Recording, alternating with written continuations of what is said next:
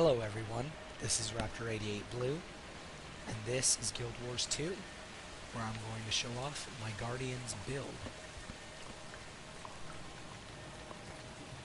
I am here in, what's it called? South Sun Cove. Point Lion. And after I show you how my build is made, I'm going to go fight some Karka. Now, if my voice sounds a little weird, it's because I'm recovering from a cold and still have a frog in my throat. Hopefully that's not too distracting. Anyways, I built my Guardian primarily around dungeons. Doing dungeons, especially dungeons like COF. Now, I know a lot of people claim that all that matters in a COF dungeon is DPS. But that isn't always the case. It depends on the skills of the players. And I've experienced this for myself when my own team went in, and we were all DPS. I was on a different character, not this guy. We got constantly owned. And every time we invited a random player to the team, they quit soon after because they said we didn't have a tank. So, it can be argued that a tank or a support character is very necessary for COF and surviving, because not all DPS players know how to survive. If you're going to be a glass cannon, you need to know how to not get shattered, and if you don't know how to not get shattered, then you better have some pretty darn good support. And that's the purpose of my Guardian. Now, we'll go through his abilities. Primarily, he's equipped with mace and shield. The reason I chose mace and shield is because almost every power in the mace and shield power bar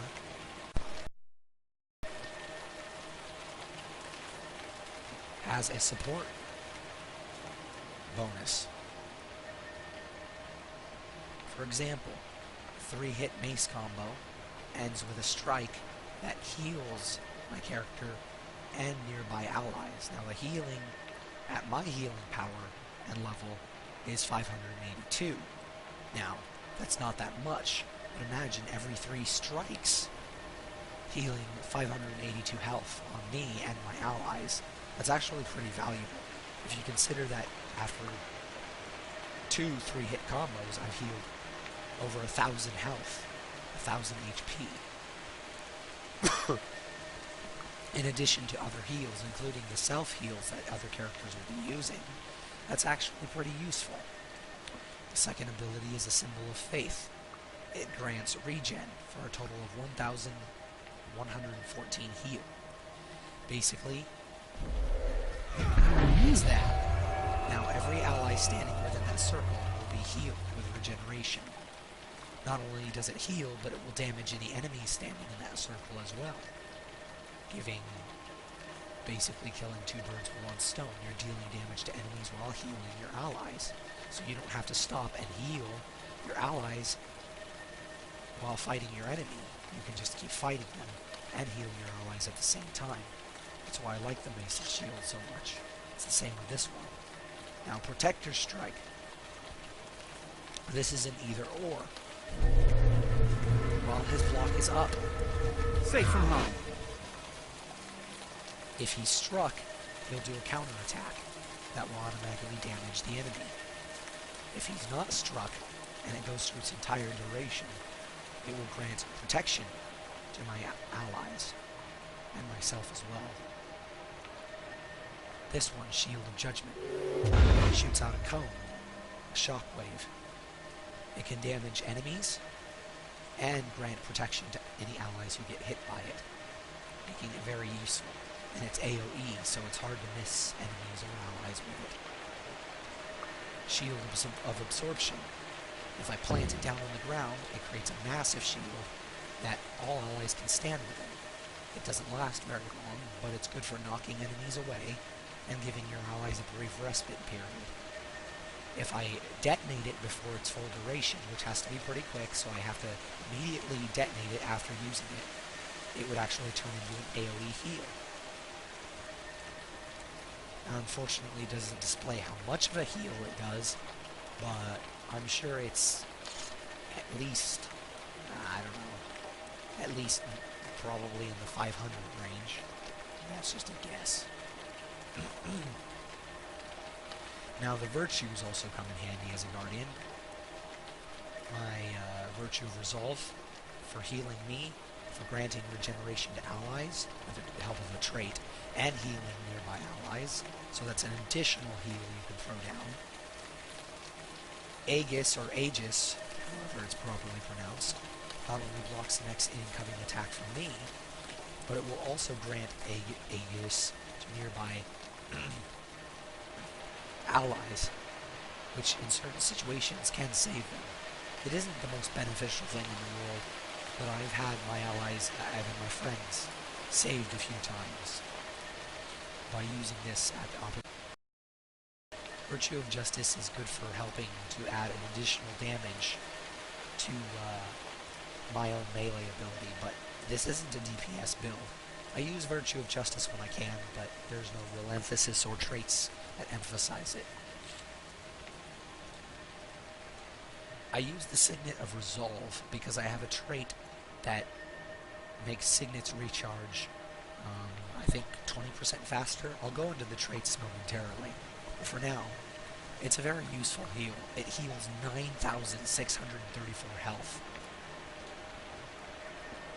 That is roughly 50% of my health immediately restored, and it works very quickly. As you can see, boom. That is my most important self-healing power I could use. If I'm not using it to heal, it cures a condition every 10 seconds. It has a 32-second recharge rate, which is not bad. Without the trait that allows it to recharge 20% faster, it would have a 40-second recharge rate. So, if you compare it to other healing skills like this one, first of all, this has a 30-second recharge rate, so only 2 seconds faster than the other one, and it doesn't heal anywhere near as much. Healing Breeze. Unfortunately, I find it too slow most of the time. It's a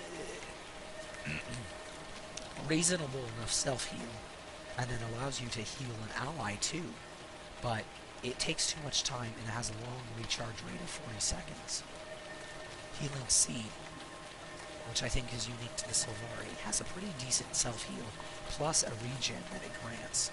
I think that would be useful, but the problem is you have to stand next to it in order to get the healing. And I can't always guarantee that I'll be next to it when I lay it down.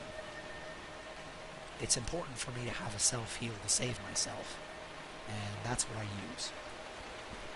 There's plenty of other heals that I have to make up for it. Sanctuary is a consecration. It forms a protective healing barrier that actually lasts a very long time. Enemies can't get through this, and it's pretty amusing watching them try. But while see how long it lasted? It lasted quite a while. I find it very useful in COF Path 1, where you're standing by the 4 pedestals, and you have to stand there for a certain period of time while somebody opens the door. Well, that really helps out a lot because that allows me to stand there. The duration is 6 seconds, so I get a whole 6 seconds of standing there without the enemies even being able to get near me. If any allies stand within it, it also heals them, but it also heals me as well for 3,250 health. That's not bad. Now the second one I change around all the time. Right now it's set to Stand Your Ground, which is a shout that I like to use. It's not my favorite shout, but it's useful. I will switch to Retreat in situations where I need speed boost. And it's also great for boosting allies. It lasts 22 seconds. You get 22 seconds of swiftness from this thing. That's a pretty good speed boost. Great for COF Path 1 when you want to run by that bridge and skip all those enemies to the part where you have to kill the flame alkalites and rescue what's her face? that that char. I don't even... Oh, Korea, that's right. Korea something tooth. Korea iron tooth. There we go. Great for when you want a speed boost to that place. And it speed boosts allies. Others that I like to use when I want to do some AoE damage, I switch to Purging Flames. It cures conditions on me and my allies and does 1,857 burning damage. So that's good if I want to do more damage and cure conditions. There's a few other abilities that are useful here, including Signet of Judgment, which I often like to use. It grants retaliation and weakens foes. Good when you're in that tough boss fight and you need to be able to do a little bit more damage. When everybody, since it grants retaliation to me and my allies, it means that any damage that boss does to them in the next 3 and 1/4 seconds is reflected back to them. I think the damage is still applied. I don't know entirely how it works. I think that your allies will still take damage, but an equal amount of damage is also given back to the enemy. And it also slows down their endurance regeneration and gives them 50% fumble, which I have no idea what that means, but it can't be good.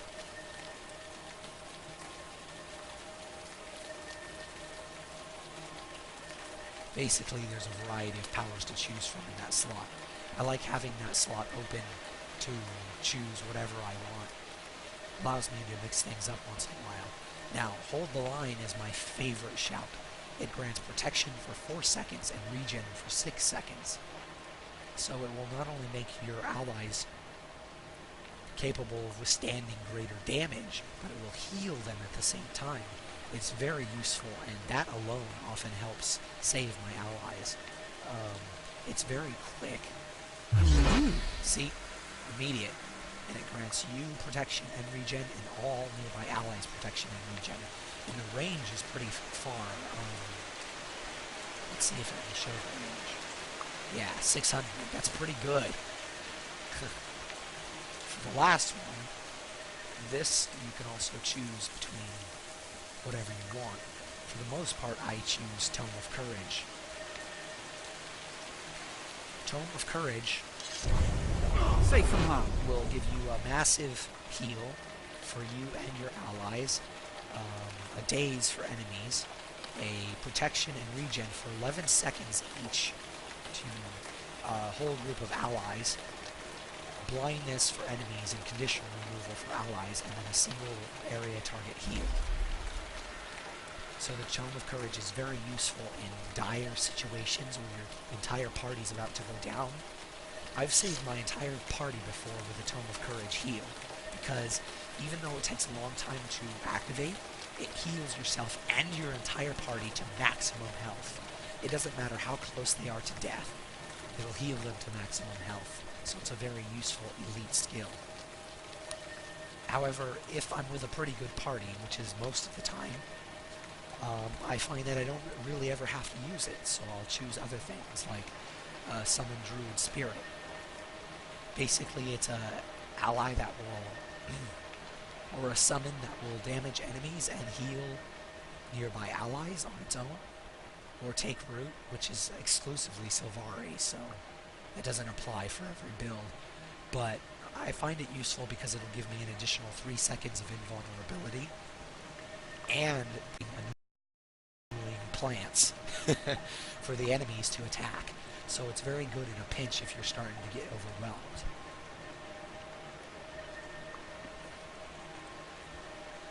If you're not a Sylvari Guardian, Renewed Focus gives you the 3 seconds of invulnerability, just not the distracting plants.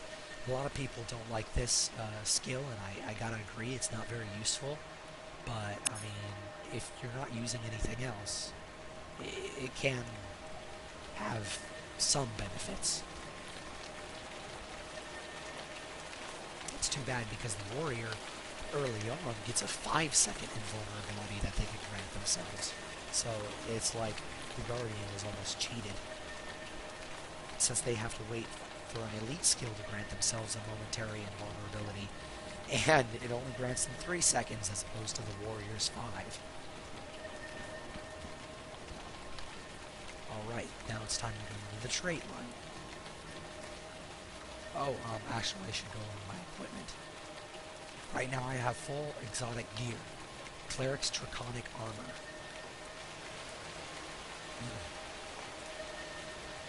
Now, you'll see some of them say Berserkers, but that's only because I used Transmutation Stones.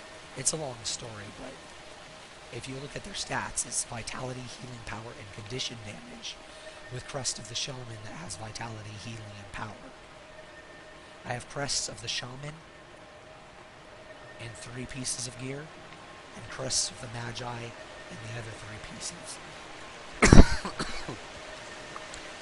For Crests of the Magi, they have Healing, Precision, and Vitality. For Crests of the Shaman, they have Vitality, Healing, and Power.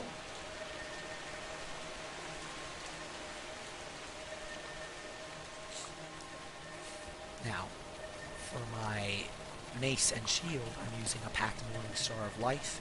Obviously, it would be better to have an exotic mace, but I figure the build is good enough without it. At least it is for me. If you feel that it would need improvement, then you could always add exotic weapons to it. It's Precision, Vitality, and Healing Power, which is why I chose the Packed weapon, because it has a huge emphasis on healing power. I put a Superior Sigil of Life in it, which gains me 10 healing power each time I kill a foe. Same sigil in the shield, and it's a Warden Shield of Life. This has power, precision, and critical damage. Obviously, for the build, it would be better if it had different stats like Vitality and Healing Power, or Toughness or something like that. But I didn't want to completely sacrifice my damage dealing capabilities. After all, if you reduce your damage to almost nothing, then that will decrease the amount of aggro you draw, and I still want to be able to draw a little bit of aggro, because I want the enemies to focus on attacking me and not my allies. The whole tank concept. Now obviously, my build isn't pure tank, nor is it pure support. If it were pure support, there'd be more emphasis on support, less emphasis on survivability and damage. If it were tank, then there'd be less emphasis on healing and support and more emphasis on toughness and vitality. So I kind of made a mix of the two, a tank slash support. I find that I can tank reasonably well and support very well, that I don't need to really focus on either or. Magi Spine Guard of the Cleric, Sapphire Trinkets, Magi Ring with a crest of the Magi in them, a Carcass Shell from the Lost Shores event. Obviously, not everyone's going to have that. Wait, I think everyone gets one. I don't know, whatever. But I put an exquisite sapphire jewel in it. So the sapphires have healing power and toughness. So a lot of my emphasis on my gear was on vitality, toughness, and healing power, with some in precision and power. Now, for a secondary weapon set, I use Scepter and Focus, simply because it's really the only reasonably good option when it comes to ranged combat for a Guardian. The Scepter actually has a ranged attack that has a reasonably high rate and has a range of 1,200, as opposed to the Staff, which I have one of those, which has a ranged cone attack, but it only has a range of 600. So this has a greater range, better for ranged combat. This is a ground-targeted ranged attack, an immobilize and vulnerability ranged attack. Ray of Judgment from the Focus is a ranged attack, but it can also heal if there's any allies attacking your target. Basically, if there's ever a situation where I can't afford to tank the enemy, like if it's a really tough enemy that can one-shot you no matter what, then I switch to Scepter Focus. You can technically put anything you want there. I just think having a ranged weapon set is a good idea. There's been many situations where I've gone into a battle where I needed ranged ability, but I didn't have it because I had a great sword or something in my secondary weapon set. So I pretty much stood there like a dick staring at the enemy, too afraid to get close because every time I do, he one-shots me. Which is very rare with this build, but occasionally, like in Crucible of Eternity or Honor of the Waves, there were some bosses in there that could one-shot me, and it was crazy. So,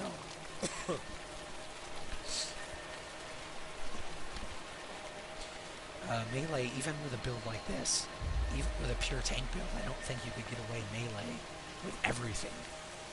And there are even some situations, like in Citadel of Flame Path 2, in the very end, where unless you're acting as distraction for the hologram of Balefire, you need ranged ability, because after you kill the flame acolytes, you have to attack that huge flame stone. And the best way to attack it is from a distance. Technically, you can put whatever you want in the secondary power set. It's up to you.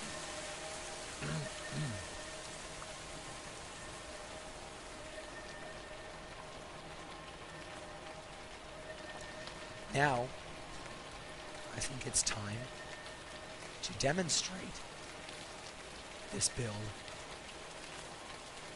against some Karka. I chose the Karka because they're reasonably tough enemies, and this is level 80 zone, so it should test me at my maximum. Now, I switched the middle ones to save yourselves, because it's very useful for giving yourself a lot of boons and basically giving you 11 seconds of elite mode. You get all these boons for 11 seconds. I mean, you basically turn into a kick-ass for 11 seconds. And that'll be very useful for help keeping me alive if you're soloing this shout. But it also draws conditions away from your allies, so it's useful in a team as well. Okay, let's go find some Karka, and allow me to show you how effective this build is at surviving and healing. Now, just to take another look, my healing power, where the heck is it? Here it is over 1,000. Very high, considering a lot of characters have a healing power of anywhere from 100 to 400, even at level 80. So yeah, I put a lot into healing power. A lot of people think it's useless. It works for me though, so I don't find it useless at all.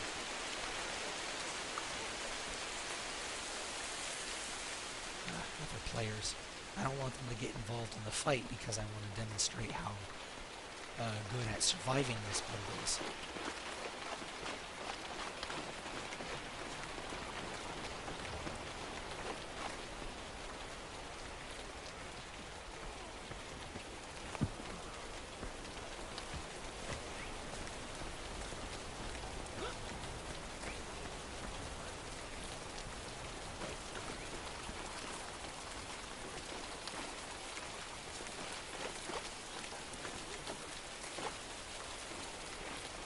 Crab battle!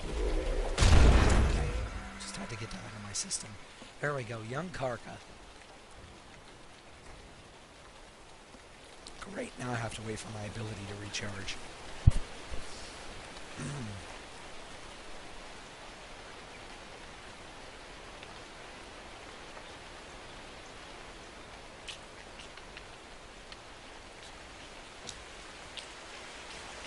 Virtue of Justice is always a good thing to activate first, so that you can immediately lay down the burning.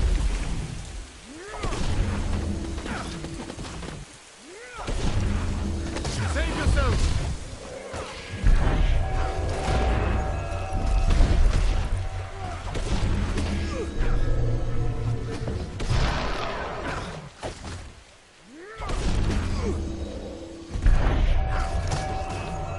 As you can see, this guy's nothing.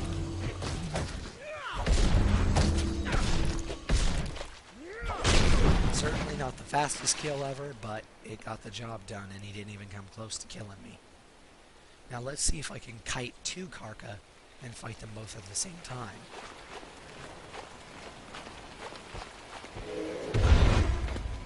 So there's one Karka. Ouch.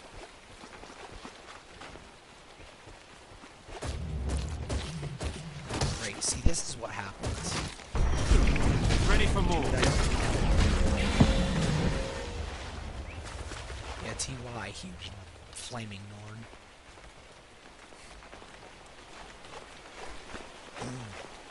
Great. Okay. I thought he gave me a bunch of boons. I'm like, I'm upset about getting a bunch of boons. Well, I want to show off my build at its base. I mean, I don't want any other boons from other players messing up, skewing the results.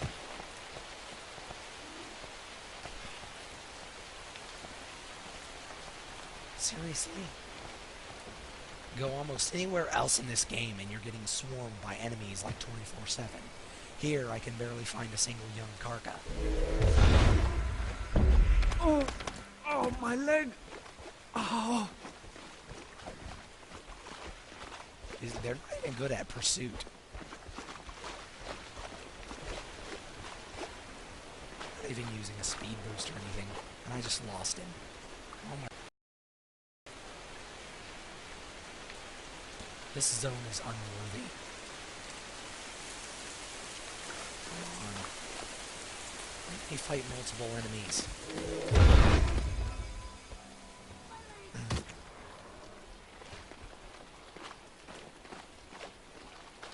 Ah, there's a dead Karka. I would have had two.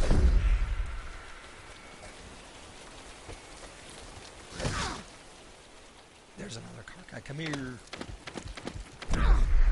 Ow, that hurt.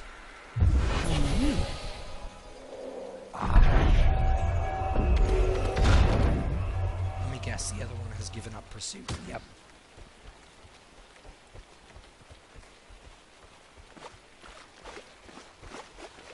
I forgot to show my traits. Damn it, come here. Save yourself.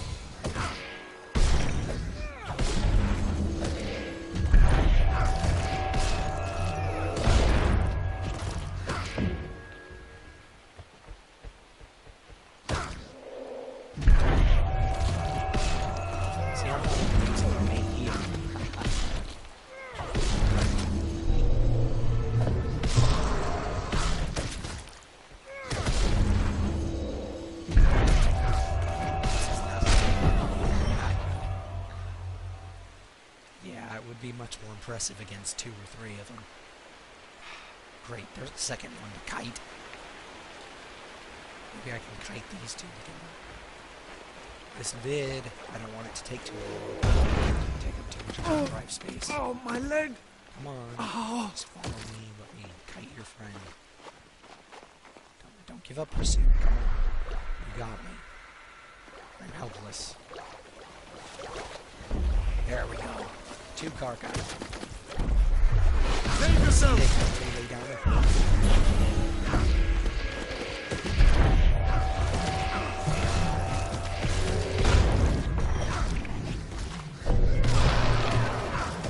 Yeah, they can really lay down damage too.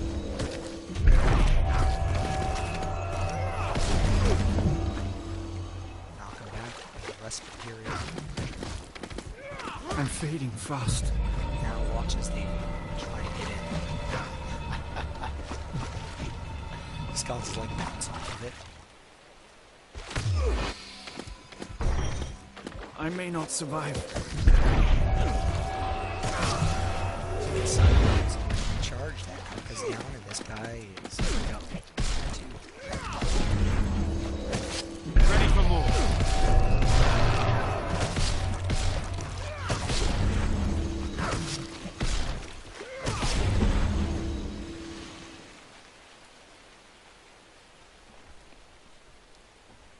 There we go. 2 Karka at the same time. And I had to kite one of them. So he was damaging me on the way here. I don't know if it's that impressive, but it shows you that this build could definitely survive and take some damage. And I wasn't even fighting quite at my max potential. 3 Karka would really be a test. But,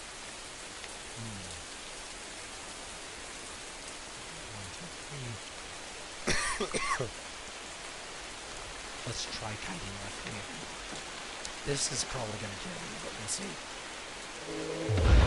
Yeah, they don't aggro so easily either, do they? Oh, oh, my leg. Oh.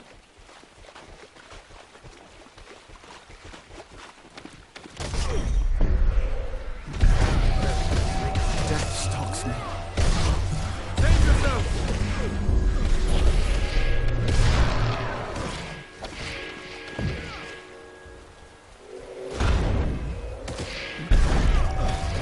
I may not survive.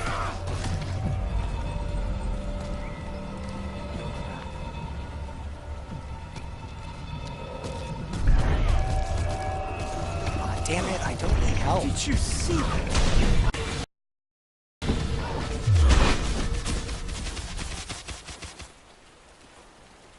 Great. Thanks again, Mr. Norn, TY. Sigh. I had it under control.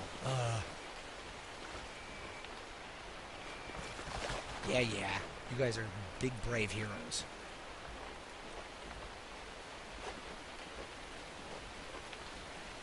I mean, what kind of world do we live in where a guy can't get pwned by 3 Karka? I mean, that's all I want. I just want 3 Karka to kill my ass. That's all I'm asking for. That's it. It's not a lot to ask for. You know, it's not like I'm demanding a lot of things out of life. I just want to get 3 Karka, and I want them to kill me. Or at least try. No. Big Norns and hot women with bows come in and save my ass. Like they're elite. I mean, look at them running around in a group of 4 killing these Karka. Like they're badass. I'm doing it on my own, okay? I'm killing these Karka solo. Big bad heroes. Huh.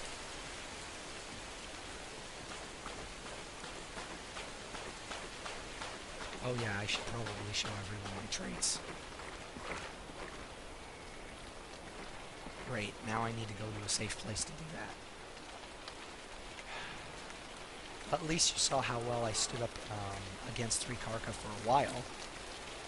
It's arguable on whether or not I would have died or survived, but I still had the option to do my rolls, to do my dodge rolls. I still had a full stamina bar, and every dodge roll heals me a little bit.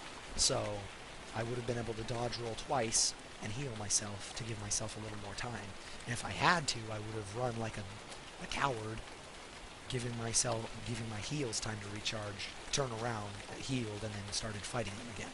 So I think I would have survived. Anyways, here's the traits. I put 10 into Radiance. Like I said, I didn't want to completely sacrifice my damage potential. Now, obviously, putting 10 into Valor would have given me greater toughness. You know, you could go either way. That would have been more tanky build, that's for sure. But I didn't want to completely sacrifice my damage. Precision, condition damage, and the benefit of going in the Valor line in order to get the traits I wanted and the toughness I wanted, I also got some nice critical damage. So I still do some decent damage.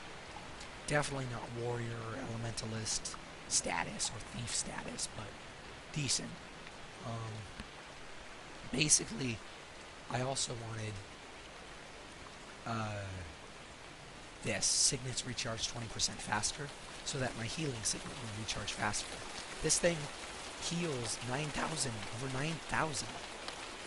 Over 9,000! Over 9,000 health. So, I mean, it's huge. And having it recharge 8 seconds faster definitely makes a difference.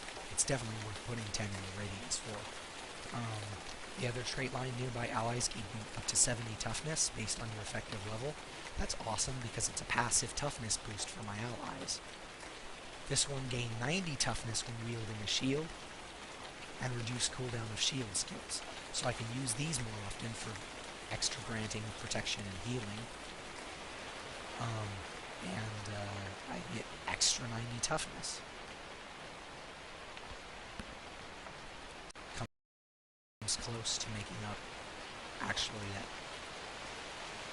that comes close to making up for the lack of 100 toughness I would have gotten if I had put 10 points into this trait line. Honor I maxed out. Wanted maximum vitality and healing power, obviously. Shouts recharge 20% faster. Useful because I use shouts often. They're very useful for any Guardian build, especially hold the line. But save yourselves is good for soloing. This is good for almost any situation where you have a lot of enemies dealing damage to your allies. And saving your allies from knockback and other control effects can be very helpful. So having shouts recharge 20% faster. All symbols heal allies. This is a symbol right here, and it already grants regen, but in addition to this trait, it also grants additional healing, I think. I'm not certain about that. But having that heal myself and allies more, very useful since it has a very fast recharge rate of only 8 seconds, meaning I can spam this all day. So spam it for healing and damage, and even additional healing. But this can easily be changed out for other useful things. For example, symbols are larger, so that this has a larger area of effect.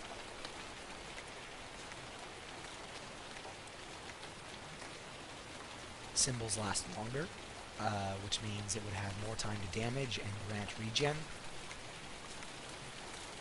And Aegis heals on removal would be useful too. So there's a lot, you could go many directions with this one trait. I'm just experimenting with this one to see if it actually makes it grant healing in addition to regen. Which I'm not sure if it does or not. Nearby allies gain Virtue of Resolve's passive effect. Now let's go look at Virtue of Resolve, which is regenerates health. So it grants nearby allies regeneration when they're near me, and you actually get to see it take effect by their little icons in the team tab that appears up here when you're on a party. So that's very cool. That grants even extra healing. Now let's look at the secondary stuff that you automatically get. Deal more damage at 1 endurance. Not very useful for me.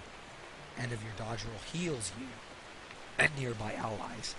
It just says nearby allies, but I've experimented with it. It definitely heals me as well. So that grants you even extra healing as you're evading enemies. Very useful. 5 seconds of vigor when you deliver a critical hit. Very useful because I have a little bit in precision, and I have a little bit more in precision in my gear. So I land critical hits like once every 5 attacks. That isn't that often, but still good enough to where 5 seconds of vigor occasionally kicks in and allows higher endurance regeneration. Now virtues. I wanted this one, which grants regeneration. See, virtues also apply the following boons when you activate them. So not only does it regenerate when I'm not using it, it regenerates when I use it. Justice and Courage grants protection. So I grant other boons to allies by activating my virtues. So that was very useful. This one, Consecration skills recharge 20% faster. Consecration skills are things like Sanctuary. This is one of my favorite Consecration skills. That Protective Dome is very useful, as well as 3,000 healing for myself and my allies who are under it. Other Consecration skills are very useful too. This one, like I showed you earlier, for burning damage and curing of conditions. This is also a Consecration, which grants stability. And this is also a consecration. No, that's a meditation. Where's the consecration? Ah, yes, wall of reflection. I hardly ever find a use for wall of reflection. It sounds cool because it reflects projectiles, but I never find a situation to use it. I mean, there's never a firing line of enemies shooting at me. A lot of enemies like to close the distance and get in close.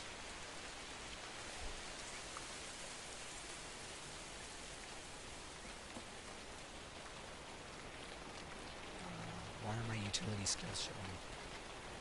Oh, jeez.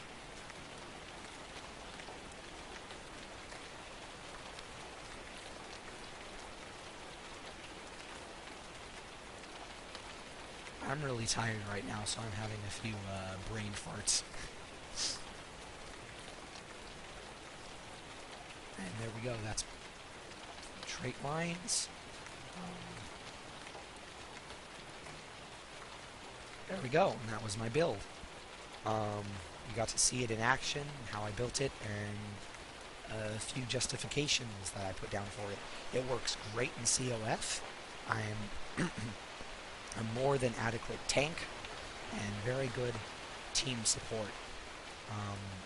Being the only Guardian on a team is no problem. I support the entire team very well. And when I'm on the team, there's rarely any deaths, unless there's special circumstances where I can't get to an ally to help them. The less deaths, the faster the COF goes, and that goes the same for any dungeons and any situation. Obviously, it may not be the best build for PvP or World versus World, unless you just want to heal allies all day. But it's very good for PvE and dungeons. Thank you for watching. I hope there's at least something in my build that you find useful. Until next time.